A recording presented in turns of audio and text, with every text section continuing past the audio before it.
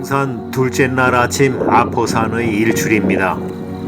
필리핀에는 100여 개가 넘는 화산이 있는데 그중 20여 곳이 활화산입니다. 아포라는 말은 주인 또는 할아버지라는 뜻이라고 합니다. 16세기에 폭발하여 지금까지 화산 활동을 하고 있습니다. 광활한 면적의 아포산은 1936년 국립공원으로 지정되었지요. 열대림 속에 이국적인 동식물이 사는데 원숭이도 잡아먹는다는 멸종위기의 필리핀 독수리가 살고 있습니다. 계단식 경작지에는 감자밭이 많이 있습니다. 아포산 국립공원은 그동안 열대우림의 절반이 경작지로 개간되었다고 합니다.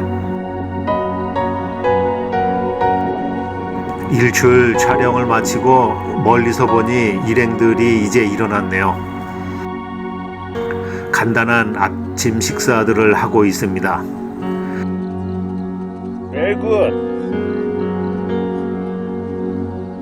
아침 식사를 하고 있습니다. 이 마을은 2009년 당시에 28명이 거주하고 있는데 대부분 부모 형제들 가족이라고 합니다.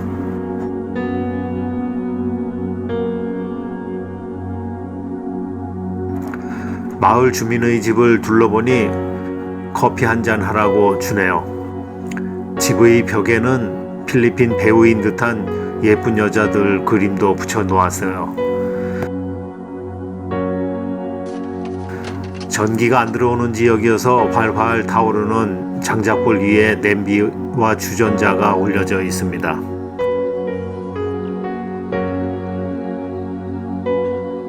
산골의 궁핍한 살림으로 보이지만 집 주변의 마당에는 아기자기하게 꽃도 심어 놓았습니다.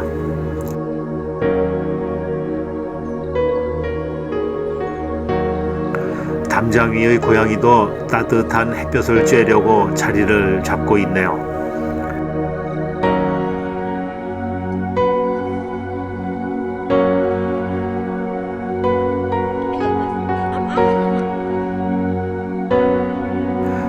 잠깐 사이에 구름이 걷히고 아포산이 깨끗하게 자태를 드러냅니다.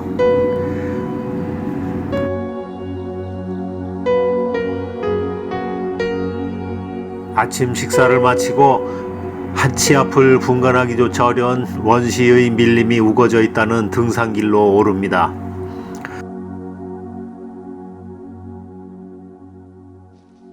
Go. 산을 오르는 중간에 다른 등산객을 만나니 반갑습니다. 아마도 이곳의 게스트하우스 옆에서 텐트를 치고 숙박을 하는 듯 합니다.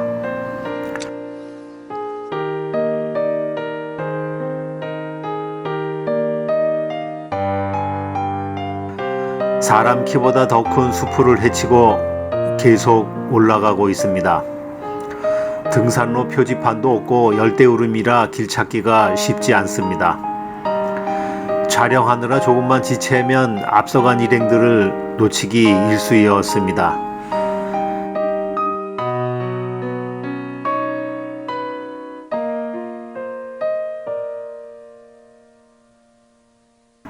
지나온 산 아래 마을 모습이 정겹게 보입니다.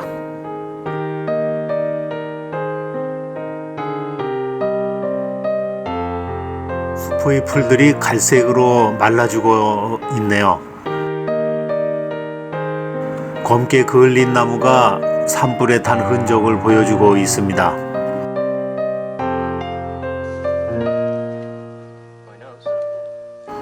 숲을 사이로 헤치고 가다 보니 얼굴이 불에 긁히기 일쑤입니다. 숲길을 좀 가다 보면 미끄러운 진입길이 또 이어지지요.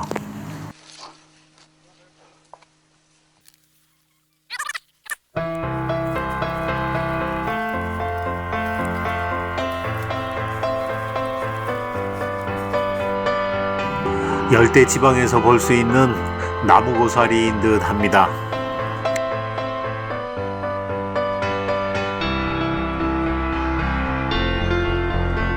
그리고 이름 모를 야생화도 예쁘게 피어 있네요.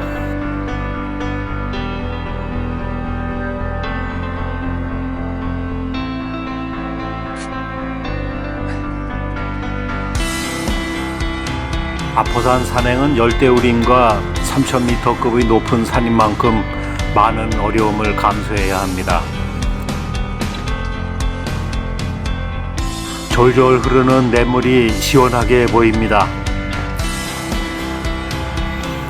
진흙길을 건너고 미끄러운 고목을 타고 넘느라 지친 산행에서 휴식을 하며 먹는 간식은 꿀맛이죠.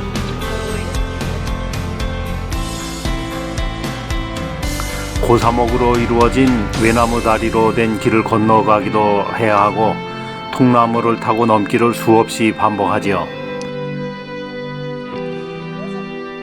내 배낭을 맨 포터는 험한 산길을 슬리퍼만 신고 씩씩하게 잘 올라가고 있네요.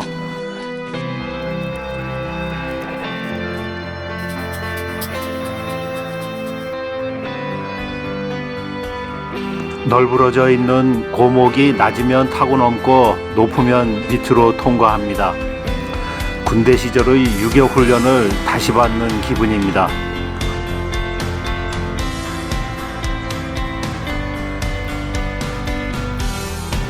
또 두 손 두 발을 모두 이용해야 하는 구간도 비일비재합니다.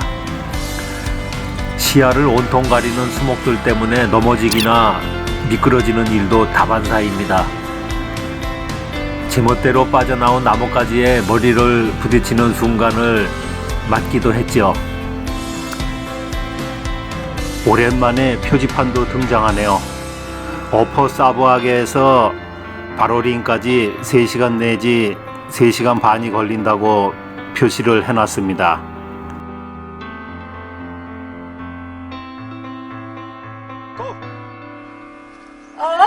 가이드가 나무 줄기를 타고 타잔 흉내를 내고 있습니다.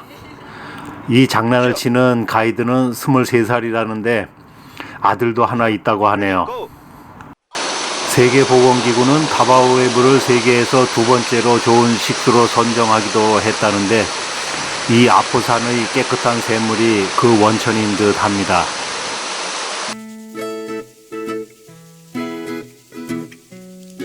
쓰러진 나무를 겨우 벗어나니 이번에는 또 진흙길이 나타나네요.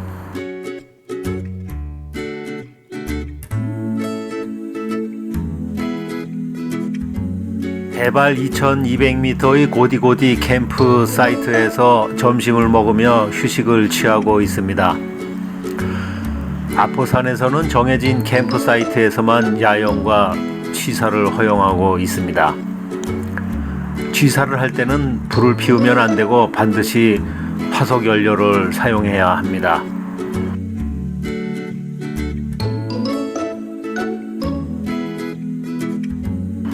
호주 청년은 컵라면을 물에 불려 먹는 등 끓이지 않는 음식을 주로 먹더군요.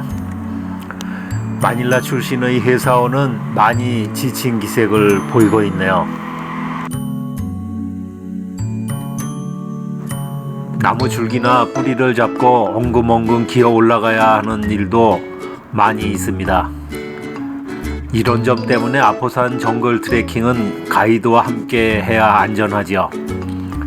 산행에 지치고 힘든 순간 옆자리를 지켜주는 든든한 동료가 되어주기도 하고 정글에서 길을 잃지 않도록 도움을 많이 주기 때문이지요. 시야를 가리는 열대우림 속에서 잇따라 나타나는 장애물들은 잠시도 마음을 놓을 수 없게 만드네요. 정글 트레킹은 한순간도 긴장을 풀어서는 안 됩니다. 서서히 정글지대를 벗어나는 느낌이 듭니다. 산 위에서 연기가 피어오르는 모습이 보입니다.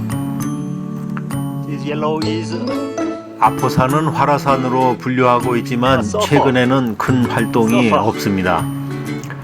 아포산 등산을 하기에 가장 좋은 달은 4월이라고 하지만 1년 내내 등산을 할 수는 있습니다. 아포산은 본래 4,000m가 넘는 높이였으나 화산이 폭발하면서 현재의 2,954m로 낮아졌다고 합니다. 몰아쉬는 호흡에 역겨움은 있지만 햇빛을 받으며 바람 따라 산행하는 느낌이 홀가분합니다.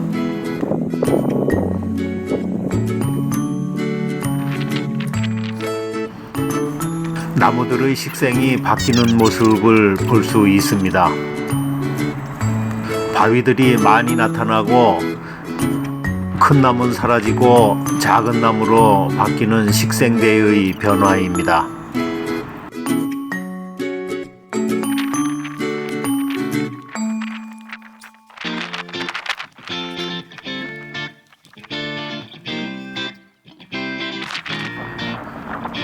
유황연기가 하늘을 뒤덮고 구름과 구분이 잘 안됩니다. 노란 유황 가까이 가고 싶은데 가스 냄새로 엄두가 나지 않네요. 산이 살아있다는 것을 온몸으로 느끼게 해줍니다. 바위들 사이에서는 노란 유황들도 눈에 띄네요. 유황 분화구에서는 노란색의 유황이 엉겨붙어 있는 모습도 보입니다. 화산이 없는 우리나라에서는 볼 수 없는 풍경이어서 신기하기만 합니다. 가이드가 길을 잘못 들어서 다시 찾아 헤매기도 했습니다. 거칠고 날카로운 바위로 뒤덮인 너덜지대를 한참 올라가야 하지요. 가파른 오르막길을 오르면 햇볕은 뜨겁고 계란 썩은 냄새와 비슷한 유황 냄새가 코를 진동합니다.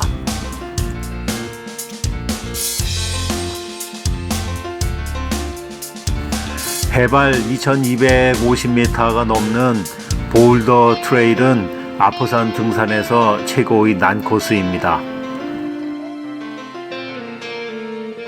여기에 서 있었는데요. 엄청 따뜻하고 정말 좋았습니다. 머리는 시원하고 밑에 발은 따뜻하고요. 진짜 천연 유황 사우나였습니다.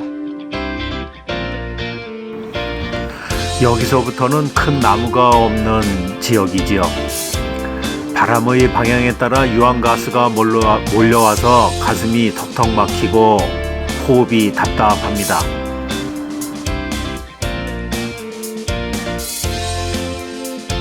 이 구멍에서도 아주 뜨거운 김이 나와서 이 화산 활동이 이루어지고 있다는 걸 알 수 있습니다.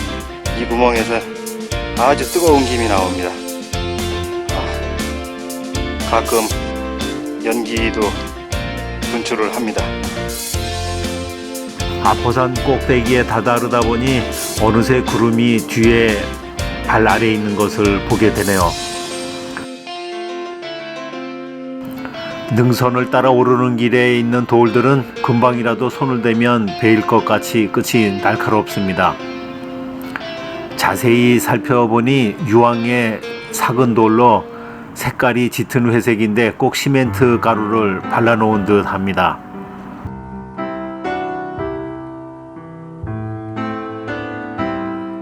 바위 틈 사이 키 작은 나무에 블루베리 같은 검붉은 열매가 지천으로 깔려 있습니다. 뭐냐고 물어보니 와일드베리라고도 하고 락베리라고 하는 사람도 있네요. 산을 오르느라 지치고 허기진 김에 일단 입에 넣어보니 새콤달콤한 게 다시 힘이 솟아납니다. 다른 사람들은 유황이 묻어 있어서 안 먹는 사람도 있는데 저는 많이 따서 먹었습니다.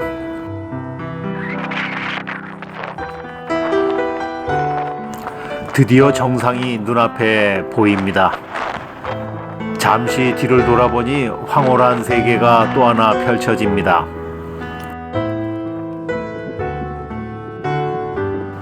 높은 산에 올라온 것을 기념하고 싶어서인지 바위에 낙서들이 많이 있습니다.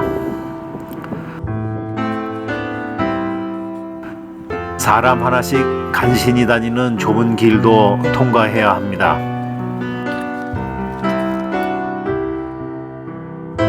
분화구도 보이는데 건기에는 물이 말라서 넓은 평원으로 보입니다. 2750m이지요. 건기에는 물이 말라 이곳에서 야영을 하기도 한다고 합니다. 분화구 내에는 여기를 다녀간 사람들이 주로 돌로 이름을 표시하여 놓았는데 한글은 잘 안 보이네요.